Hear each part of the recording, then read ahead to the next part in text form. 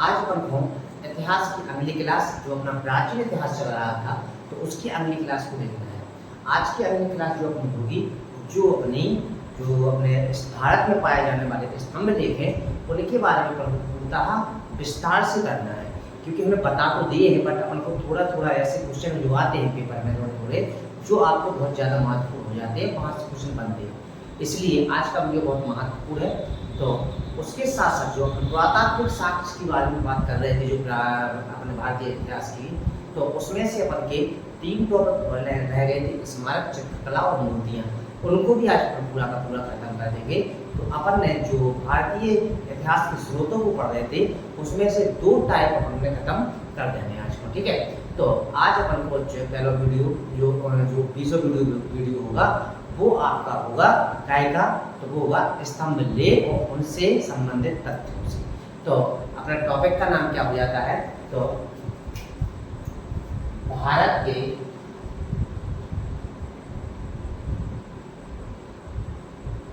स्तंभ लेख तथा उनसे संबंधित तथ्य।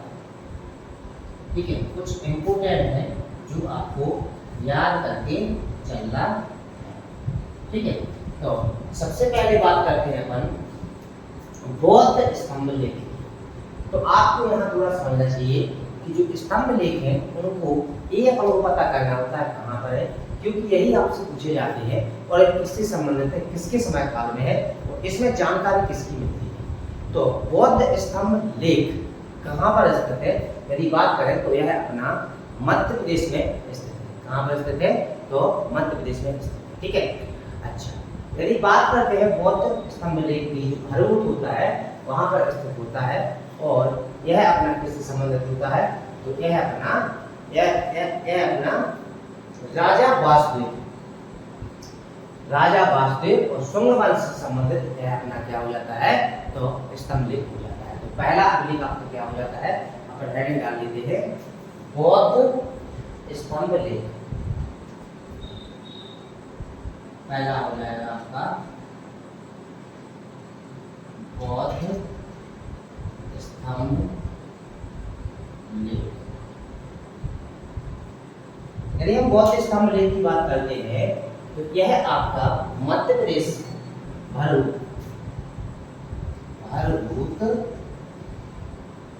मध्य प्रदेश में स्थित है, ठीक है।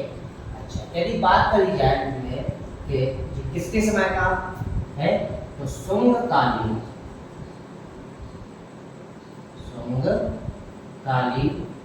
समय का आपका अभिलेख हो जाता है। यदि बात करते हैं इस अभिलेख से संबंधित व्यक्ति कौन है, तो राजा वासुदेव, यानी इससे संबंधित व्यक्ति कौन है आपके, तो राजा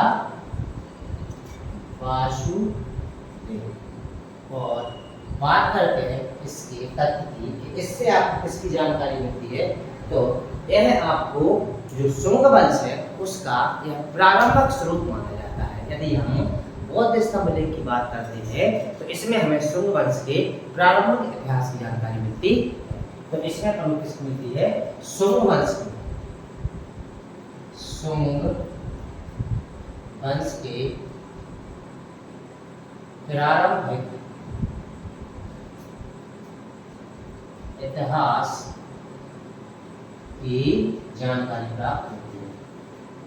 क्या होता है, तो जानकारी प्राप्त हो जाती है। तो हमने क्या कर दिया, बौद्ध स्तंभ लेख होता है जो अपना भरूच सतना में है, और यह शुंग कालीन राजा वासुदेव से संबंधित है। इसका शुंग वंश के प्रारंभिक इतिहास की जानकारी दे हमें देता है, ठीक है। इसके बाद आ जाएंगे गरुड़ स्तंभ लेख पर। यदि गरुड़ स्तंभ लेख की बात करते हैं, तो आपको पता है, हमने ये तो बता दिया था, तो ये अपना कहाँ पर है, बेसनगर अर्थात विदिशा में। लेकिन यहाँ पर कुछ ऐसे पॉइंट हो जाते हैं जो आपको याद करके चलना है। तो दूसरा हो जाएगा आपका गरुड़ स्तंभ लेख। गरुड़ स्तंभ लेख, यदि हम गरुड़ स्तंभ लेख की बात करते हैं, तो यह आपका बेसनगर विसनगर, जो कि कहाँ पर है अपना विदिशा, कहाँ पर है आपका तो विदिशा में स्थित हो जाता है। यदि बात करते हैं यह किसके समय का है तो इसको आपको याद करना है शुंग द्वितीय, शुंग द्वितीय से संबंधित है। और यदि बात करते हैं यह किस व्यक्ति से संबंधित है तो यह अपना भागभद्र से संबंधित है, इससे आपका भागभद्र से संबंधित हो जाता है। अब इसमें आपको तथ्य के रूप में क्या याद करके चलना है।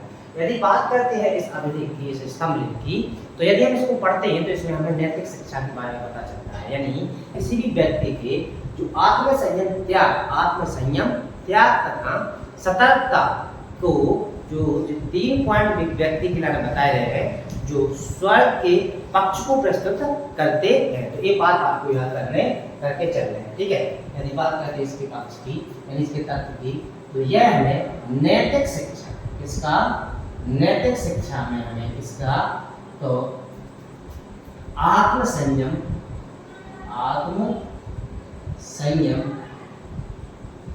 त्याग तथा सतर्कता का पता चलता है, जो स्वर्ग के पक्ष को प्रस्तुत करता है। स्वर्ग के पक्ष को क्या करता है तो प्रस्तुत करता है, ठीक है। क्या करता है आपका तो प्रस्तुत करता है। तो इस तरह हमने क्या देख लिया, आपको जो गरुड़ स्तंभलेख होता है ये आपका कहाँ पर है आपका तो विदिशा में स्थित हो जाता है। और बात करते हैं इसकी तो किसके समय से संबंधित है तो शुंग द्वितीय से संबंधित है। और यह किस व्यक्ति से संबंधित है यदि पूछा जाता है आपसे तो भागभद्र से संबंधित है।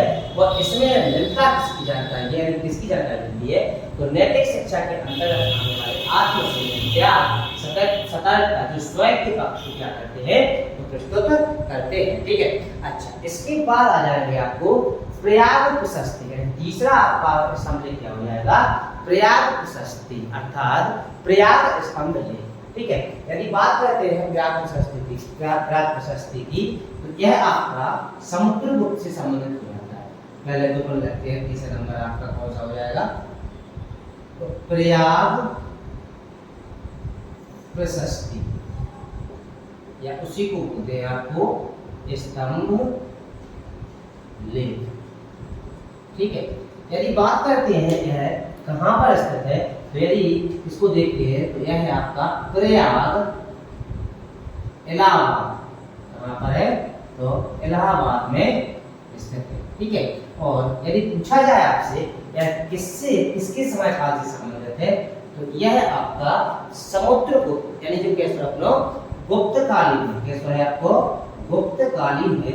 और यदि पूछा जाता है यह किस व्यक्ति से संबंधित हो जाता है तो यह आपका हो जाता है समुद्रगुप्त से, इसे समुद्रगुप्त से संबंधित हो जाता है, ठीक है।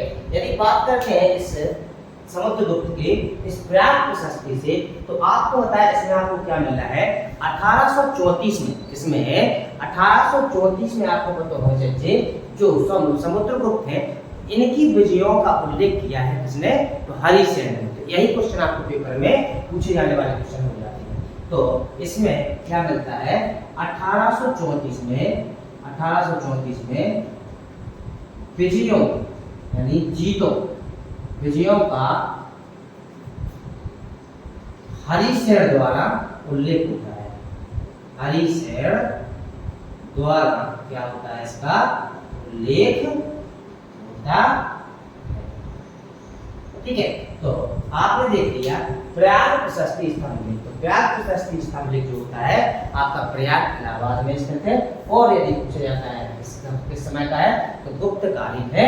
और व्यक्ति यदि राजा की बात किया है किससे संबंधित है तो समुद्रगुप्त से संबंधित है। इसके बाद अपना यह आपका 1834 में जो विजय हुई थी उनके द्वारा हरिसेन द्वारा उनका उल्लेख किया गया है इसमें प्रयाग प्रशस्ति स्तंभलेख में। इसके बाद आ जाएंगे अपन को एरड़ स्तंभलेख में। अच्छा, एरड़ स्तंभलेख आपको पता होना चाहिए, इसको अपन को 3 तरीका से पढ़ना है। एरड़ अभिलेख आपको 3 प्रकार के राजाओं से संबंधित मिलेगा। आपको एक एक करके आप ध्यान से सुनते चलेंगे, जैसे क्रम में मिलेंगे वैसे अपन पढ़ते चलेंगे। तो अगला हो जाएगा आपका एरण स्तंभ लेख। चौथा हो जाएगा आपका एरण स्तंभ लेख। यदि हम एरण स्तंभ लेख की बात करते हैं तो यह आपका कहां पर, एरण मध्य प्रदेश, ये कहां पर है आपका, तो एरण मध्य प्रदेश में स्थित है। ठीक है। अच्छा, यदि समय की बात करते हैं, यह कौन से समय का है, तो यह आपका गुप्तकालीन, कौन सा है आपका, तो गुप्तकालीन समय का हो जाता है। और यदि बात करते हैं यह किससे संबंधित है, तो यह आपका समुद्रगुप्त से संबंधित है। और इसमें क्या जानकारी मिलती है, तो इसमें जो अपने समुद्रगुप्त है उनकी व्यक्तिगत बातों के बारे में जानकारी मिलती है। ठीक है। तो आपको याद करना है एरण स्तंभ लेख, एरण में है आपका मध्य प्रदेश में है, जो कैसा है अपना गुप्तकालीन। और यदि व्यक्ति की कुछ बात की जाए तो यह आपका किससे संबंधित है, तो यह आपका है कौन सा, समुद्रगुप्त से। इसे आपको समुद्रगुप्त से संबंधित है। ठीक है। यदि पूछा जाए आपसे समुद्रगुप्त से संबंधित, यदि पूछा जाता है आपसे, तो इसमें क्या मिलता है, तो इसमें समुद्रगुप्त की व्यक्तिगत चर्चाओं की बात की गई है। व्यक्तिगत चर्चा को बताया गया, किसको बताया गया है, तो एरण स्तंभ लेख। ठीक है। इसके बाद आ जाएंगे पर 5वें नंबर पर। यदि हम 5वें नंबर की बात करते हैं तो ये हो जाएगा मथुरा स्तंभ लेख। मथुरा स्तंभ लेख। यदि मथुरा स्तंभ लेख की बात करते हैं तो यह आपका मथुरा उत्तर प्रदेश में स्थित है। कहां पर है, तो यह आपका मथुरा उत्तर प्रदेश में स्थित हो जाता है। ठीक है। यदि बात करते हैं यह किसके समय का है, तो यह आपको गुप्तकालीन समय का है। किसका है, गुप्तकालीन समय का है। और यदि संबंधित व्यक्ति की बात पूछी जाए तो यह आपका चंद्रगुप्त द्वितीय, चंद्रगुप्त द्वितीय से संबंधित है। किससे संबंधित हो जाता है, यह चंद्रगुप्त द्वितीय से संबंधित हो जाता है। अच्छा, इसमें विशेष क्या पढ़ना है, तो यह एक ऐसा अभिलेख है जो गुप्त वंश का, जो गुप्त संवत चला था, उसके पहले वर्ष की जानकारी देता है। मतलब इसमें वर्णित किया गया है। तो इसमें आप लोग क्या याद करके चलना है कि इसमें आपको गुप्त संवत का, गुप्त संवत का पहले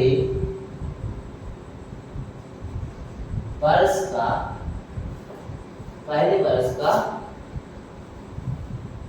वर्णन मिलता है।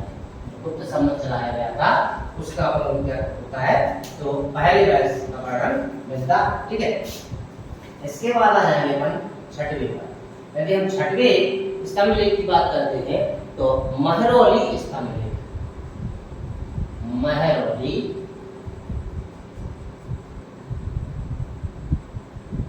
स्तंभ लेख। यदि हम महरौली स्तंभ लेख की बात करते हैं तो यह आपका कहां पर है, तो यह महरौली दिल्ली में स्थित, महरौली कहां पर स्थित है, दिल्ली में स्थित है। ठीक है। यदि बात करते हैं यह किससे संबंधित हो जाता है, तो यह गुप्तकालीन समय का है। और यदि व्यक्ति की बात करते हैं तो यह आपका चंद्रगुप्त द्वितीय से संबंधित, इससे आपका चंद्रगुप्त द्वितीय से संबंधित हो जाता है। ठीक है। अच्छा, इसकी बात करते हैं, यह है विशेष की, तो यह है आपका विष्णुपाद पहाड़ी पर स्थित है, जो कि कहां पर, कुतुब मीनार के पास में स्थित है। कहां पर है आपका, तो कुतुब मीनार के पास स्थित हो जाता है। ठीक है, तो हमने क्या कर लिया, जो आपने महरौली स्तंभ लेख आपने देख लिया है। तो महरौली स्तंभ लेख की बात की जाए तो यह महरौली दिल्ली, अब यही क्वेश्चन आपसे पूछे जाते हैं। यह गुप्तकालीन है, तो गुप्तकालीन समय का होता है। यदि पूछे जाते संबंधित राजा तो यह आपके चंद्रगुप्त द्वितीय संबंधित है। यह विष्णुपाद पहाड़ी पर स्थित है, जो कि कुतुब मीनार के पास स्थित हो जाता है। अब आ जाते हैं यहाँ पर आगे सातवां। सातवां स्तंभ लेख क्या हो जाएगा अपना, भिलसर स्तंभ लेख।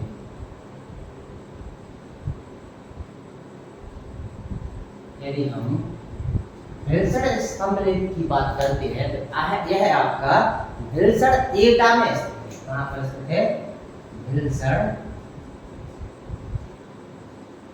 एटा में स्थित हो जाता है। यदि बात करते हैं तो किस समय का है, तो यह भी आपका गुप्तकालीन, ऐसा है आपका, तो गुप्तकालीन समय का हो जाता है। यदि आप बात करते हैं तो किस राजा से संबंधित हो जाता है, तो यह है कुमारगुप्त प्रथम। इससे कुमारगुप्त फर्स्ट से संबंधित है। अब यदि इसमें पूछा जाए आपसे कि इसमें आपको क्या, इसमें क्या विशेष क्या है इसमें, तो आपको पता होना चाहिए जो भिलसर अभिलेख है इसमें गुप्त सम्राटों की वंशावली का पता चलता है और कार्तिकेय मंदिर के निर्माण का भी जहाँ उल्लेख होता है इसमें। तो इसमें आपको क्या मिल जाता है, तो पहला पॉइंट आपको क्या करके चलना है इसमें गुप्तकालीन सम्राटों की वंशावली, इसका वंशावली का पता चलता है। और दूसरा पॉइंट क्या याद करके चलना है कि इसमें आपको पता होना चाहिए कार्तिकेय मंदिर के निर्माण का उल्लेख मिलता है। इसका कार्तिकेय मंदिर के निर्माण का उल्लेख मिलता है। ठीक है, तो ये हमने क्या कर लिया है, भिलसर स्तंभ लेख देख लिया है। अब यहाँ पर क्या होता है, या पूछे जाते हैं हमसे कि भिलसर स्तंभ लेख किस समय काल से संबंधित है, तो आपका आंसर हो जाएगा गुप्तकालीन से। यदि पूछा जाए भिलसर अभिलेख किस राजा से संबंधित है, तो कुमारगुप्त फर्स्ट से संबंधित है। यदि पूछा जाए कि गुप्तकालीन सम्राटों की वंशावली किस अभिलेख से प्राप्त होती है या किस अभिलेख से, तो वो हो जाएगा आपका भिलसर स्तंभ लेख। यदि पूछा जाता है कि कार्तिकेय मंदिर के निर्माण का उल्लेख किस स्तंभ लेख में मिलता है या अभिलेख में मिलता है, तो इसका आंसर हो जाएगा आपका भिलसर स्तंभ लेख। तो हमने ये बता दिया आपको क्वेश्चन आंसर कैसे पूछे जा सकते हैं। इसके बाद आ जाएंगे अपन 8वें पर, जो कि हो जाएगा अपना भीतरी, कौन सा हो जाएगा, भीतरी स्तंभ लेख या अभिलेख। ठीक है, अच्छा, यदि हम भीतरी स्तंभ लेख की बात करते हैं तो यह आपका है गाजीपुर, भीतरी गाजीपुर में स्थित है। स्थान का नाम ही क्या है आपका, तो भीतरी, जो कि कहां पर, गाजीपुर में स्थित हो जाता है। यदि पूछा जाता है आपसे कि यह किससे संबंधित है, तो गुप्तकालीन, यह भी आपका कैसा है, गुप्तकालीन समय का आपका क्या है, तो अभिलेख हो जाता है या स्तंभ लेख हो जाता है। ठीक है, यदि स्कंदगुप्त से संबंधित है, किससे संबंधित है आपका, तो स्कंदगुप्त, यदि राजा का पूछा जाए तो यह स्मृति है आपका स्कंदगुप्त से संबंध है। और इसमें विष्णु मंदिर के निर्माण, यानी कि इसमें आपको विष्णु मूर्ति, यानी कि इसमें आपको विष्णु मूर्ति निर्माण की व्याख्या की जाती है। क्या होती है, व्याख्या होती है। ठीक है, अच्छा, तो हमने देख लिया भीतरी स्तंभ लेख। तो भीतरी स्तंभ लेख आपका कहां से, भीतरी गाजीपुर से है। यदि पूछा जाए किस समय से है, तो गुप्तकालीन से है और यह स्कंदगुप्त से संबंधित है। इसमें विष्णु मूर्ति निर्माण की व्याख्या का पता चलता है। ठीक है, इसके बाद आ जाएंगे अपन 9वें पे, तो 9वां हो जाएगा आपका बिहार स्तंभ लेख।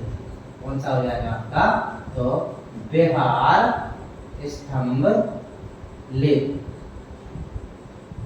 ठीक है। यदि हम बिहार स्तंभ लेख की बात करते हैं तो यह आपका बिहार शरीफ कहाँ पर स्थित है आपका, तो बिहार शरीफ पटना कहाँ पर स्थित है आपका, तो यह आपका बिहार शरीफ पटना में स्थित हो जाता है। कहाँ पर स्थित हो जाता है, तो बिहार शरीफ पटना में स्थित हो जाता है। यदि बात करते हैं यह किसके समय काल का है, तो यह आपका गुप्त कालीन, लगभग 80% ऐसे ही गुप्त कालीन है। ये भी आपको कैसा है, तो गुप्त कालीन समय का हो जाता है। यदि हम बात करते हैं तो इसमें स्कंदगुप्त राजा की बात करें, इसमें स्कंदगुप्त से संबंधित है। और इसमें जानकारी किसकी मिलती है, तो आपको बता दें इनके द्वारा, किसके द्वारा, स्कंदगुप्त के द्वारा, इनके द्वारा अश्वमेध यज्ञ, इसका अश्वमेध यज्ञ तथा स्तूप का निर्माण बताया गया है। अश्वमेध यज्ञ करवाने तथा स्तूप निर्माण का वर्णन किया गया है। यानी जो इन्होंने क्या करवाया, स्कंदगुप्त ने अश्वमेध यज्ञ करवाया। यही क्वेश्चन पूछ जाते हैं कि अश्वमेध यज्ञ स्कंदगुप्त का किस अभिलेख या किस स्तंभ लेख में है, तो आपको बिहार स्तंभ लेख या बिहार अभिलेख में संबंधित हो जाता है। यह गुप्त काल से संबंधित है, यह स्कंदगुप्त से संबंधित। कुछ भी आपसे पूछा जाए आपका आंसर गलत नहीं होना चाहिए, ठीक है। और रटना किसी को नहीं है, बस सीखना है। 10वां आपका हो जाएगा कौन सा, एरण स्तंभ लेख। देखो अब दूसरा आ गया, ध्यान रखना, एरण स्तंभ लेख। अच्छा, एरण स्तंभ लेख की बात करते हैं तो यह भी आपका कहां पर है, ये सबको पता है। तो ये अपना एरण यानी कि सागर, एरण सागर जो कि आपको कहां पर है, तो मध्य प्रदेश में स्थित हो जाता है। यदि बात करते हैं यह किसके समय का है, तो यह गुप्त कालीन है। कैसा है आपका, गुप्त कालीन है। और यदि बात की जाए आपसे इसमें यह आपका किस राजा से संबंधित हो जाता है, तो यह है आपका बुधगुप्त। अब यही तो डिफरेंट है, यह आपका किससे संबंधित है, तो बुधगुप्त से संबंधित हो जाता है, ठीक है। यदि बात करते हैं इसमें क्या विशेष है, तो इसमें भगवान विष्णु का सर्वप्रथम उल्लेख, भगवान विष्णु का सर्वप्रथम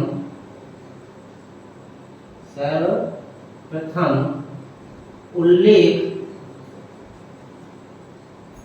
तथा सप्ताह के दिनों का उल्लेख किया गया है। क्या किया गया है, तो उल्लेख किया गया है, ठीक है। तो हमने क्या देखा, एरण स्तंभ लेख जो कि आपका कहां पर है, एरण सागर में स्थित है, जो कि मध्य प्रदेश में स्थित है। यह गुप्त कालीन है और किस राजा से संबंधित है, तो बुधगुप्त से संबंधित है।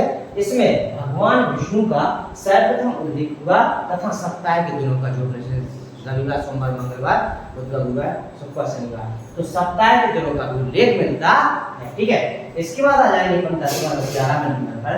लेकिन 11वें नंबर की बात करते हैं तो ये आपका हो जाएगा कौन सा, तो ये हो जाएगा आपका एरण अभिलेख। क्या हो जाएगा आपका, तो ये भी आपका क्या हो जाएगा, तो एरण स्तंभ लेख।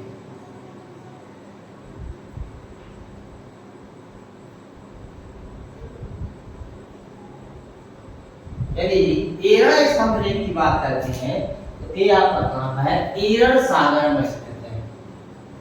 बस ये याद करके चलना, अलग अलग राजाओं संबंधित है।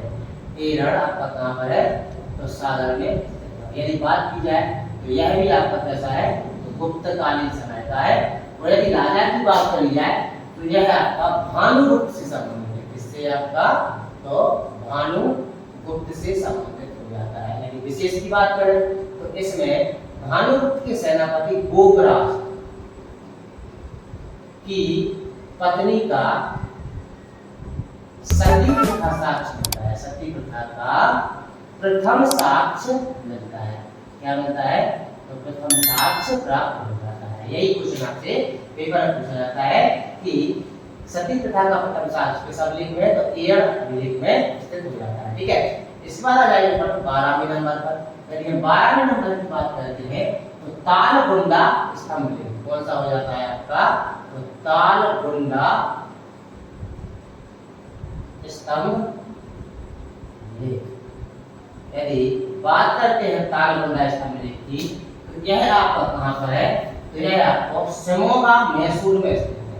कहां पर है आपका, तो शिमोगा मैसूर, मैसूर हो जाएगा तो कर्नाटक को, तो शिमोगा मैसूर में स्थित है। यह भी आपका कैसा है, तो यह आपका गुप्तकालीन है। कैसा है, गुप्तकालीन है।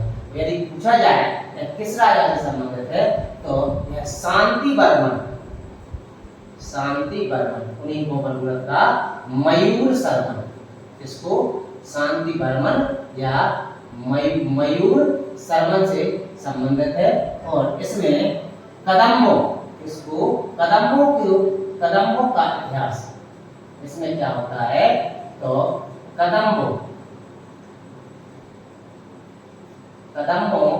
का इतिहास, कदम्बों का इतिहास है। और इसमें मयूर शर्मन द्वारा, मयूर शर्मन तथा पल्लवों, इसका पल्लवों का युद्धों का वर्णन है। क्या है आपका, युद्ध का वर्णन हो जाता है। तो ये हमने क्या कर लिया, आपने यहाँ पर अपन को 12 स्तंभ लेख ऐसे थे जो अपन को देखकर चलना था, उनको अपन ने देख लिया। अभी आपको चित्रकला भी देखना है, ठीक है, मूर्ति कला भी देखना है, ठीक है, और स्मारक देखना है। तो पहले इसका हम रिवीजन करते हैं, इसके बाद आगे चलते हैं। ठीक है, तो सबसे पहले हमने देखा भारत के स्तंभ लेख उनसे संबंधित तथ्य। यदि बात करते हैं बौद्ध स्तंभ लेख की, तो बौद्ध स्तंभ लेख आपका कहां से संबंधित है, तो भरतमुख सल्तनत। यही आपसे पेपर में पूछे जाने वाले क्वेश्चन हो जाते हैं। ठीक है, और यह शुंगकालीन है। कैसा है आपका, तो शुंगकालीन है। बात करें किससे संबंधित है, यदि व्यक्ति का नाम पूछा जाता है तो आंसर दे देंगे आप राजा वासुदेव से संबंधित है। और यदि पूछा जाता है कि शुंग वंश का प्रारंभिक इतिहास किससे मिलता है, तो आंसर में दे देंगे आप बौद्ध स्तंभ लेख से प्राप्त होता है। ठीक है, इसके बाद आएंगे अपन दूसरे पर। यदि दूसरे की बात करते हैं तो गरुड़ स्तंभ लेख। यदि हम गरुड़ स्तंभ लेख की बात करते हैं तो यह आपका विजयनगर कहां पर है, विदिशा, यह आपसे पूछा जाता है। इसके बाद यह किससे संबंधित है, शुंग द्वितीय से संबंधित है। और भागवत व्यक्ति की पूछा जाए तो भागभद्र से संबंधित है। नैतिक शिक्षा के बारे में पता चलता है।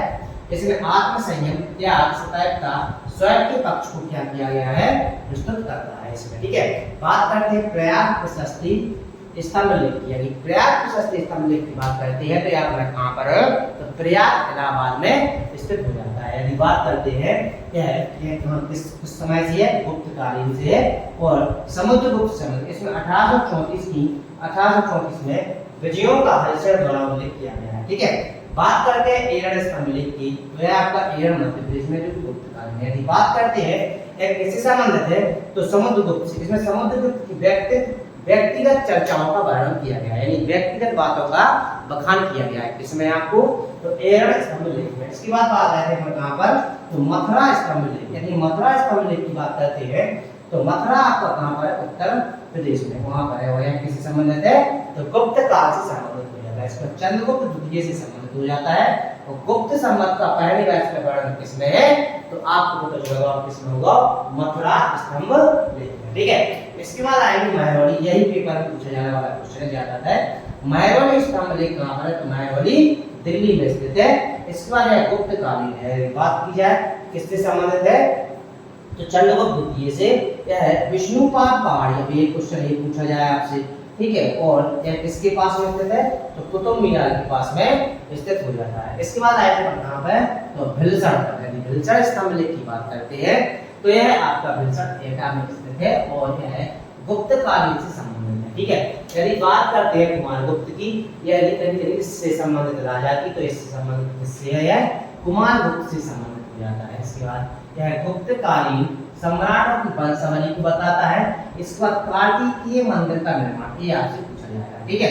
अच्छा, इसके बाद आ जाएगा पर भीतरी स्तंभ लेख पर। यदि भीतरी स्तंभ लेख की बात करते हैं तो भीतरी कहाँ पर है आपका? गाजीपुर। ये आपके लिए इम्पोर्टेंट था बताना, इसलिए हमने इसको बता दिया है आपको, क्योंकि आपको इस स्थान का पता होना चाहिए कहाँ पर कौन सा स्थित हो जाता है। यदि यही आपको पता है तो आपका क्वेश्चन गलत नहीं होगा, ठीक है।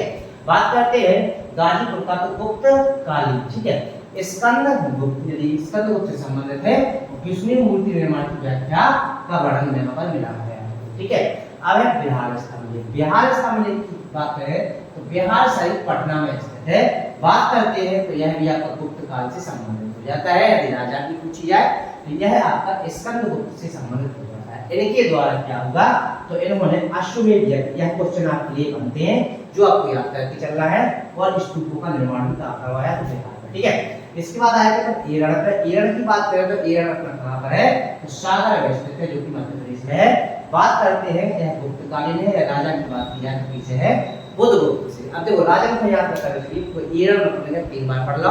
एक है अपने समुद्रगुप्त, एक है अपने दूसरे आपके समुद्रगुप्त, एक में एक समुद्रगुप्त, दूसरे बुधगुप्त, और तीसरे आते अपने कौन से? तो भानु। याद करके चल रहे हैं, ठीक है।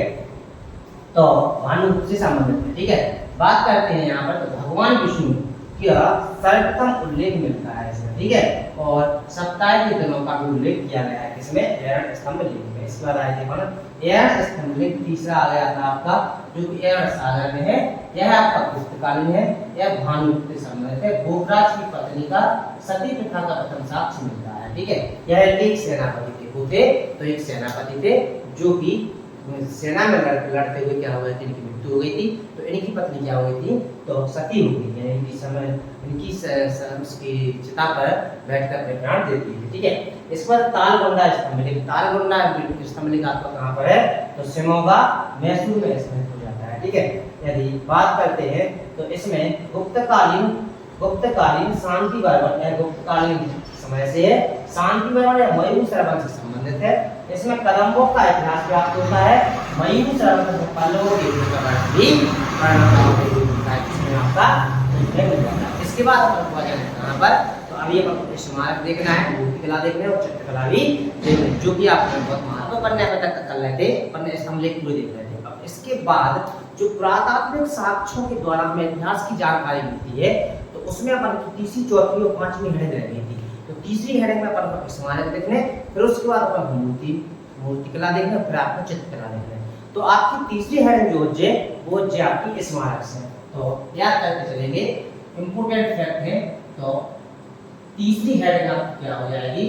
तो स्मारक, क्योंकि अपन ने पहली और दूसरी अभिलेख अपन देख लिए थे और मुद्रा अपन देख ली थी। अब हमारे पास तीसरे टॉपिक पर जो कि हो जाता है आपका स्मारक। यदि बात करते हैं स्मारकों की, यदि आपको पता होना चाहिए, थोड़ा समझना पड़ेगा आपको, स्मारक से हमें किस चीज की जानकारी मिलती है। जैसे अपने भारत में खुदाई हुई, तो खुदाई में जो अपन को स्मारक के अवशेष मिले हैं, तो उनसे अपन को क्या पता चला है? तो उनसे हमें उस तात्कालिक समय यानी उस समय के जो अपने राजनीतिक, आर्थिक और धार्मिक समाज, यानी जो समाज थी उससे आर्थिक, धार्मिक तथा राजनीतिक समाज का पता चलता है, ठीक है। तो इससे तो जो अपने स्मारक है खुदाई में मिल रहे हैं, तो उससे अपन को किसका पता चलता है? तो आर्थिक, राजनीतिक तथा धार्मिक समाज के बारे में पता चलता है। उनका आर्थिक क्या था, समाज कैसा था, यानी उनकी धर्म कैसा था। तो इन चीजों की जानकारी हमें किससे मिलती है? स्मारक की खोज से। तो पहला पॉइंट आपको याद करके चलना है कि स्मारक में हमें क्या देखते चल रहा है? स्मारकों से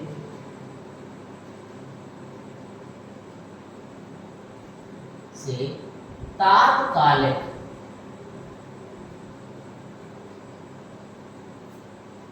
समाज की आर्थिक, राजनीतिक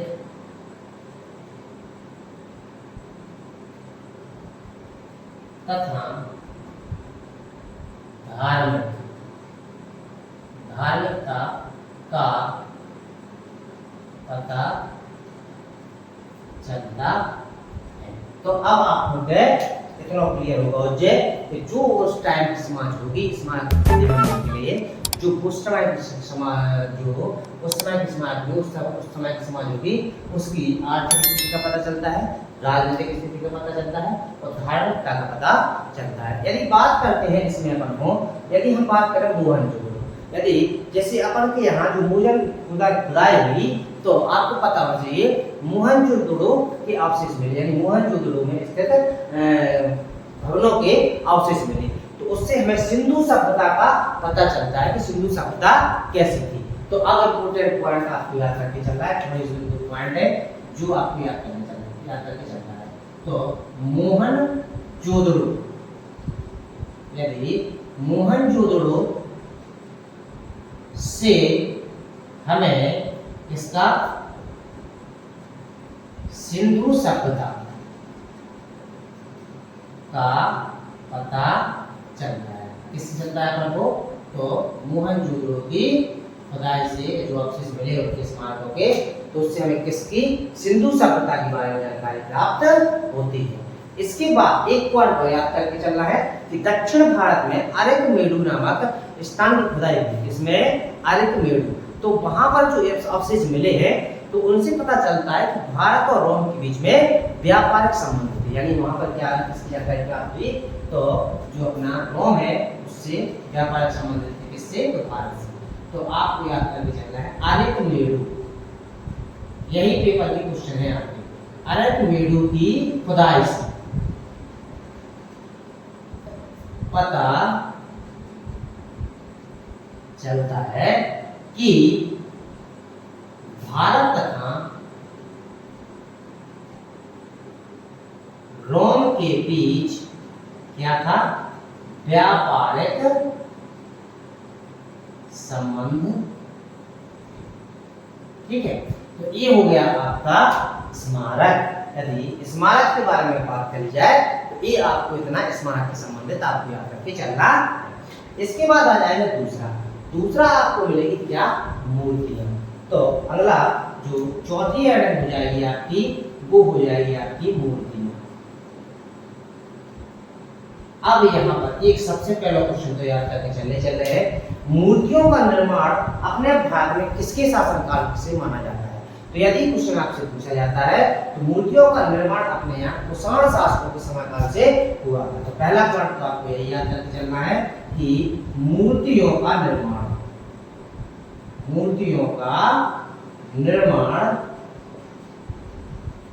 कुषाण काल से माना जाता है। अच्छा, अब आपको पता होना चाहिए, अब भारत में जो मूर्तियां बनी, एक तो कुषाण के समय में बनी और दूसरी बनी आपको पता होना चाहिए गुप्त काल में। कब बनाई गई? तो गुप्त काल में। अब ये दो प्रकार की मूर्तियां बनाई गई, उन दोनों को अलग अलग महत्व भी है। यदि बात करते हैं कुषाण काल की मूर्तियों की, यही पॉइंट याद करके चलना है, तो कुषाण काल की मूर्ति, तो इसमें आपको क्या मिला?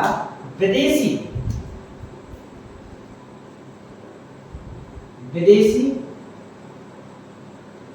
कला से संबंधित है। जो कुषाण काल में मूर्तियां बनाई गई वे विदेशी कला से संबंधित, यानी विदेशी भावों से संबंधित अपनी मूर्तियां हैं, और जो गुप्त काल में बनाई गई वे अपने स्वयं के स्वभाव से संबंधित मूर्तियां हैं। तो दूसरा पॉइंट आपको गुप्तकालीन मूर्ति, तो बात की जाए यदि गुप्तकालीन मूर्तियों की, तो यह आपकी स्वाभाविकता से परिपूर्ण थी। कैसी थी आपकी? तो स्वाभाविकता से परिपूर्ण थी। तो ये हमने क्या कर दिया? मूर्तियों को करने देख दिया। इसके बाद आ जाते हैं चित्रकला पर, जो आपकी 5वीं हेडिंग होगी, अंतिम हेडिंग हो जाएगी आपकी, तो चित्रकला क्या हो जाएगी आपकी? तो चित्रकला। यदि चित्रकला से हमें क्या जानकारी मिलती है इतिहास की? तो यदि आपको पता हो, बताएं हम, चित्रकला से हमें पता चलता है कि जो आपका पुराना मानव जीवन था, तो उनके द्वारा जो भित्ति चित्र बनाए गए, तो उनके भित्ति चित्र के द्वारा हमें पिछले समाज के बारे में जानकारी प्राप्त होती है। ठीक है, तो हमें क्या प्राप्त होता है चित्रकला में? तो चित्रकला से हमें बीते जीवन के विषय में जानकारी होती है। किससे? तो याद कर लेना, चित्रकला से हमें बीते समय की जानकारी प्राप्त होती है। और दूसरा पॉइंट क्या याद करके चल रहे हैं कि अजंता के चित्रों से, किसके? अजंता। अब अजंता कहाँ पर अपना? तो महाराष्ट्र और औरंगाबाद। ठीक है, अजंता आपकी कहाँ पर है? तो महाराष्ट्र में स्थित है। ठीक है, अजंता की गुफा है। ठीक है, तो यदि अजंता की गुफाओं की बात करते हैं तो आपको पता होना चाहिए इनके चित्रों से मानवीय भावनाओं का, इसका मानवीय, इनके चित्रों से मानवीय भावनाओं का पता चलता है। तो ये हमने क्या कर लिया, आज अपने जो पुरातात्विक साक्ष्य थे उसकी अपन ने 5 जगह कर लिए, जो हमने फ्लो चार्ट में आपको बताया। तो अब स्मारक में हमने देखा कि स्मारकों से तात्कालिक समाज जो वहाँ उस टाइम की समाज थी, उसकी आर्थिक, राजनीतिक, धार्मिक का पता चलता है। जैसे कि मोहनजोदड़ो जब खुदाई भई तो उसे सिंधु सभ्यता का पता चला, अरब की जब खुदाई भई तो उससे पता चला कि भारत और यूरोप के बीच में क्या थे, तो अच्छे संबंध थे। इसके बाद हमने मूर्तियां देखी, तो यही आपके लिए बहुत ज्यादा महत्वपूर्ण हो जाता है। मूर्तियों में देखा जाए तो मूर्तियों का निर्माण आपसे पूछा जाता है, तो यह आपको पता होना चाहिए कुषाण काल से माना जाता है। यदि बात करें मूर्तियों के निर्माण के लिए, तो यह 2 प्रकार की मूर्तियां आपको भारत में देखने को मिलती हैं। जैसे कि कुषाण, यदि कुषाण वंश की बात करते हैं तो यह मूर्तियां जो होती हैं वो आपकी जो विदेशी है, विदेशी शैली में मिलेगी। आपको किस शैली मिलेगी? विदेशी शैली मिलेगी। लेकिन जो गुप्तकालीन होती है, जो स्वाभाविक यानी स्वदेशी यानी स्वाभाविक भावनाओं से पूरित होगी कौन सी मूर्तियां आपकी? तो वो होगी आपकी गुप्तकालीन मूर्तियां। इसके बाद अपन ने क्या देखा था?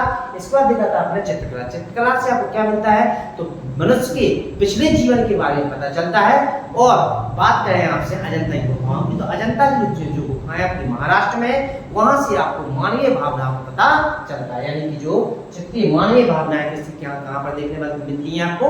अजंता की गुफाएं में। इस तरह हमने क्या कर लिया, आज का वीडियो यही खत्म कर दिया है। और अगली क्लास जो कैसे होगी वो आगे देखते हैं कौन सी क्लास होती है। तो यदि आपको वीडियो अच्छी लगती है तो लाइक कीजिए, कमेंट करिए, शेयर करिए और अपने दोस्तों को बताइए। ठीक है, जय हिंद, जय भारत दोस्तों।